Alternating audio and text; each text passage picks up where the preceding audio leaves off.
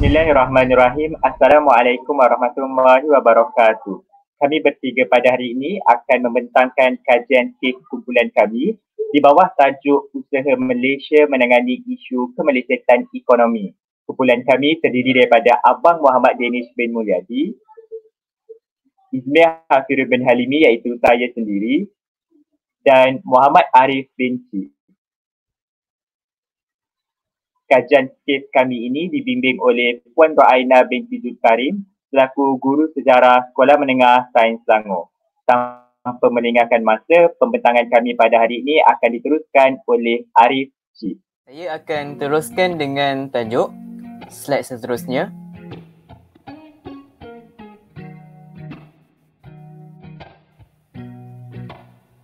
Seperti semua sedia maklum, tajuk pembentangan kami ialah Usaha Malaysia Menangani Isu Kemelesetan Ekonomi. Saya teruskan pembentangan dengan Abang Muhammad Danish. Tanpa membuang masa, saya teruskan dengan pendahuluan. Slide seterusnya.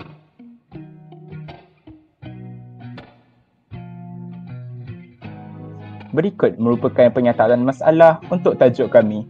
Malaysia menempah nama di seluruh dunia sebagai negara yang bergiat aktif dalam isu ekonomi seluruh dunia. Namun begitu, Malaysia tidak terkecuali daripada menghadapi pelbagai jenis isu yang berlaku pada peringkat antarabangsa.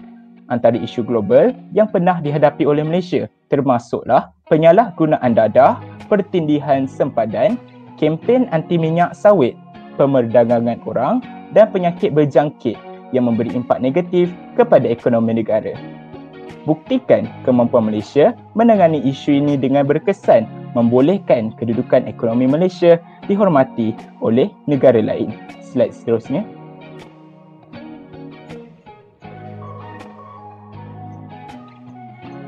Saya akan membentangkan objektif untuk tajuk kami. Slide seterusnya. Antara objektif yang kami tetapkan dalam pembentangan kami hari ini ialah yang pertama, menghuraikan punca kemelesetan ekonomi yang dihadapi Malaysia. Yang kedua, meneroka bukti usaha Malaysia menangani isu kemelesetan ekonomi.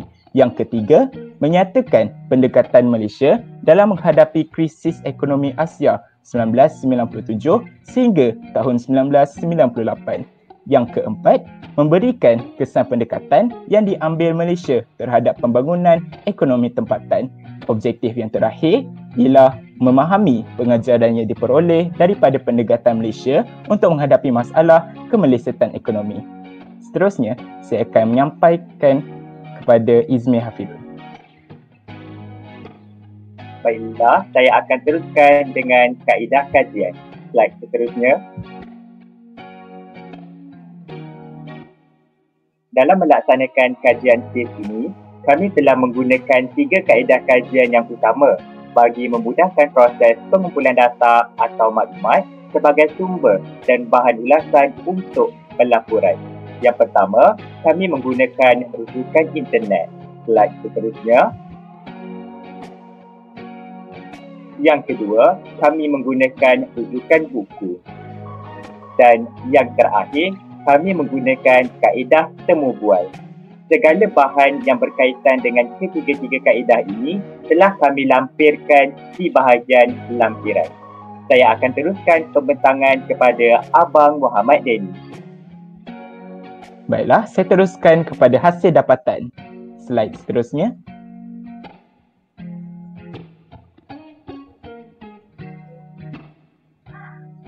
Saya akan membentangkan punca kemelesetan ekonomi yang berlaku di Malaysia. Pada tahun 1997 hingga tahun 1998, kebanyakan negara Asia termasuklah Malaysia menghadapi kemelesetan ekonomi yang bermula dengan kejatuhan nilai ringgit. Antara sebab lain juga termasuklah spekulasi mata wang.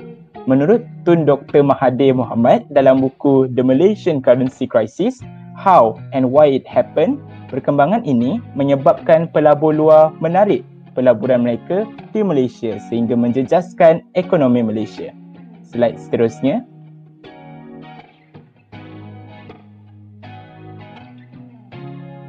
Saya akan membentangkan pendekatan Malaysia menghadapi krisis Kewangan Aisyah 1997 sehingga tahun 1998.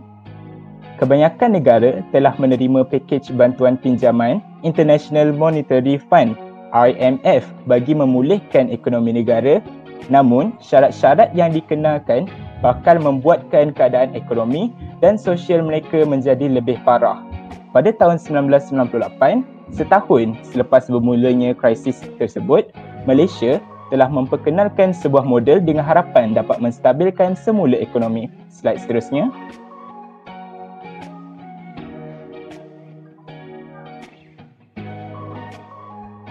Berikut merupakan kandungannya yang terdapat dalam model tersebut. Yang pertama, kerajaan telah bertindak dengan menurunkan kadar faedah dengan ketara, lalu membolehkan syarikat-syarikat dan para pengguna untuk bernyawa kembali. Slide seterusnya. Kemudian, kerajaan juga telah menstabilkan kadar pertukaran mata wang dengan mengikat mata wang ringgit pada 3.8 berbanding dolar Amerika. Slide seterusnya. Di samping itu, kerajaan telah menutup perdagangan ringgit di luar negara dan juga perdagangan saham Malaysia di Singapura. Di samping itu, negara Malaysia juga mengawal aliran modal, khususnya aliran modal jangka pendek oleh orang asing dan rakyat tempatan. Slide seterusnya. Kemudian, kerajaan telah bertindak dengan mengekalkan kestabilan kewangan dengan membuat keputusan untuk tidak menutup institusi kewangan yang sedang menghadapi kesukaran dan mengumumkan jaminan terhadap deposit di bank dan syarikat kewangan. Slide seterusnya.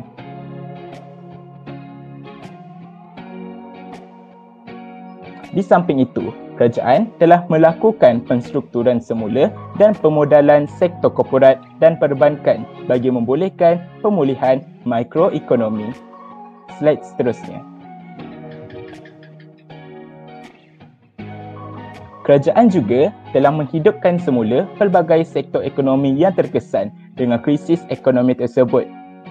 Bukan itu saja, kerajaan juga telah mengekalkan sesetengah polisi utama ekonomi dan sosial, terutamanya dalam peraturan pemilikan aset asing, subsidi dan kawalan harga, polisi berkaitan pengedaran dan keseimbangan dalam etnik komuniti tempatan. Slide seterusnya.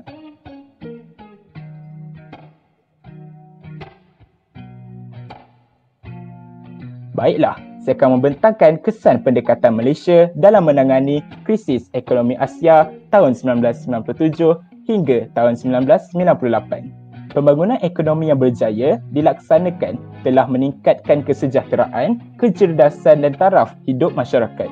Hal tersebut juga dapat mengurangkan kadar kemiskinan, pengangguran dan mengurangkan kadar inflasi mata wang.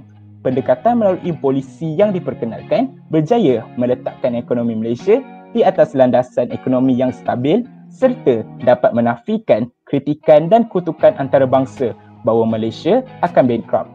Ramai memuji kebijaksanaan pemimpin Malaysia berdasarkan hasilnya. Seterusnya, saya akan menyerahkan pembentangan kepada Arif Cik. Saya akan teruskan dengan kesimpulan dan cadangan. Slide seterusnya.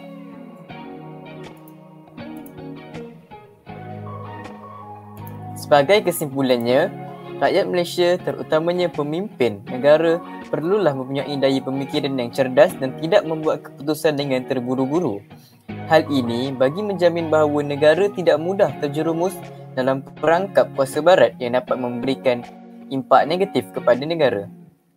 Kesannya, negara dapat membendung masalah ekonomi tanpa memerlukan bantuan pihak luar. Slide seterusnya. Cadangan kami ialah pihak kerajaan perlulah mengadakan perbincangan dengan sebaiknya sebelum membuat sebarang keputusan bagi memperoleh idea yang bernas. Selain itu, pihak kerajaan juga perlu menitik beratkan sektor pendidikan kepada semua golongan, terutamanya golongan belia, supaya mereka dapat bersedia untuk memimpin negara pada masa akan datang. Pembentangan akan diteruskan oleh Ismail Hafirul. Baiklah, kita akan beralih kepada bahagian lampiran.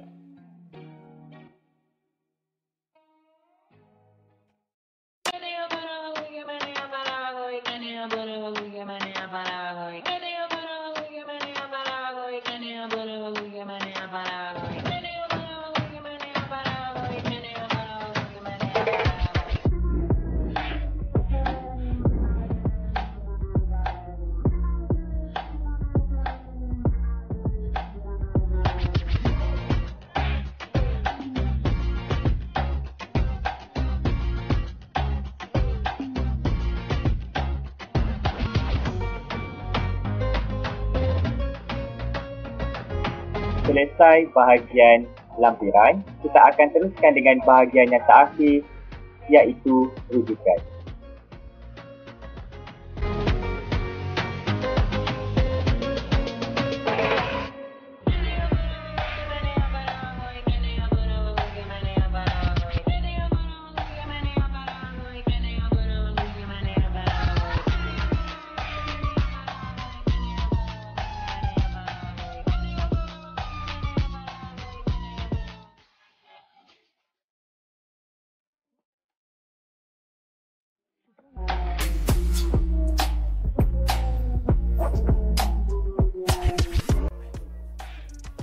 Itu sahaja daripada kami. Saya Abang Muhammad Danish. Saya Ismail Hafirul. Saya Arki. Bye. Bye.